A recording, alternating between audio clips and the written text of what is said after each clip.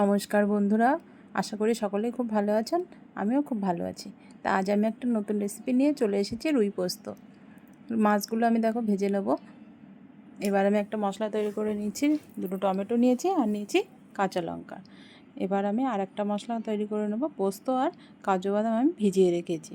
এবার আমি সেই তেলে, মাছ ভাজা তেলে আমি দিয়ে দিয়েছি কালো জিরে হাফ চামচ আর দুটো বড় বড় সাইজের পেঁয়াজ কুচু কুচু করে কেটে রেখেছিলাম। পেঁয়াজটা আমি দিয়ে নেড়ে চেড়ে নিলাম।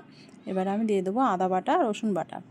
এবার আমি দিয়ে দেবো টমেটোর সেই পেস্টটা দিয়ে একটু হলুদ দিয়ে নেড়ে চেড়ে নেবো। এবার দিয়ে দেবো কাজু বাদাম আর পোস্ত বাটাটা দিয়ে ভালোভাবে নেড়ে চেড়ে নিতে হবে, যেন মশলা থেকে তেল ছেড়ে দেয়। এবার একটু দিয়ে দিলাম স্বাদ মতন লবণ।